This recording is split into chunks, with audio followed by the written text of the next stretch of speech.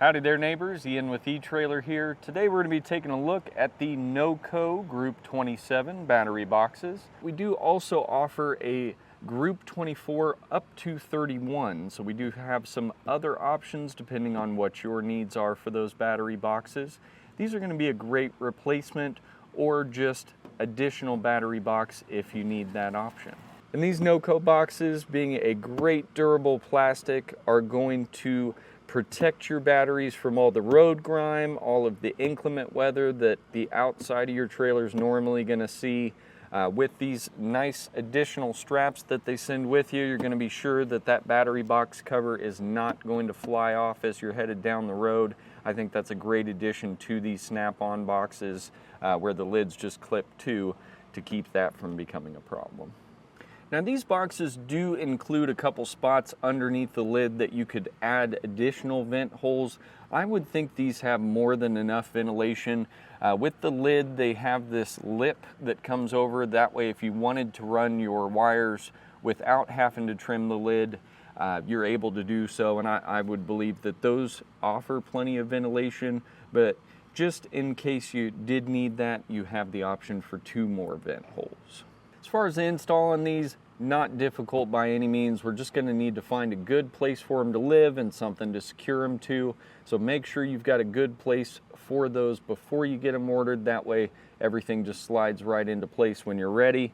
And if you don't feel like installing these, please do check out our dealer locator. We'd be happy to get you a trained professional that can get these on there for you. But for all those DIYers, let's go ahead and hop into that install. 2 major things for this box that we're going to need to take into consideration is where we're going to mount it and how we're going to mount it.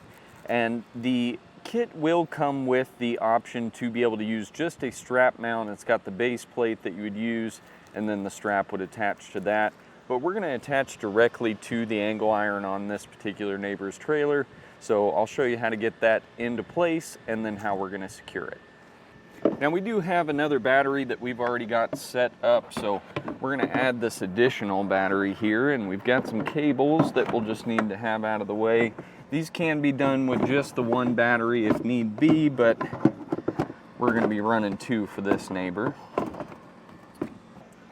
Once we've got that wedged into place, we'll just kind of make sure it's nice and even and squared with the other box. Then we're going to be using a couple larger self-tappers to run directly through the plastic and down into the angle iron.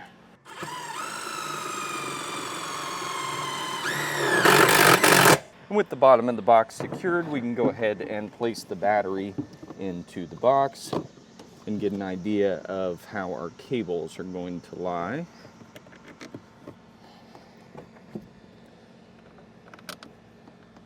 Now I'm going to go ahead and get them exactly how I want them, so that way we can trim up the lid of the box.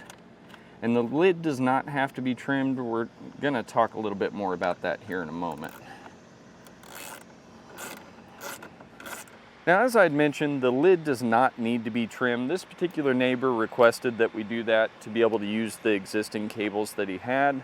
What you can do is these lips under the edge of the lid, you'll see there's only one side that's got these lips that stick out. What you'll want to do is have your cable long enough to run underneath the lip of that box. So if you're just running the 1 battery, no big deal, but it can be rather difficult to get that good U-bend if you don't have enough room to space the boxes far enough apart. So I'm just going to be using some tin snips, but we'll get a good measurement. Just kind of a rough idea of where we need to trim by setting this on top. Now you want to have one side down as far as you can go, and then just kind of get a rough estimation. And you can always take more away, but you can't put any back, so just take your time trimming and make sure that you get the hole the right size. Now I'm going to take those space measurements. I'm only going to come up to about where this lip is at, and again, if we need to, we can come back and trim up higher, but that's where I started with the other one, and it seemed to work out really well.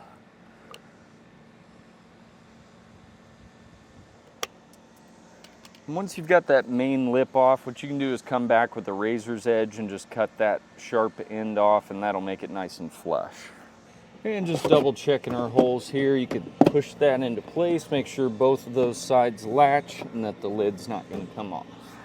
And as additional security, I do like to add on that strap just to help keep that lid in place. You can just drop that down in between, wrap that all the way around here.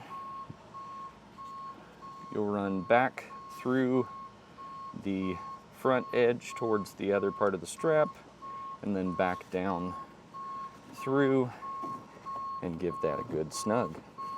And that's going to be the look at and installation of our NOCO battery boxes. My name's Ian with eTrailer. Appreciate you watching.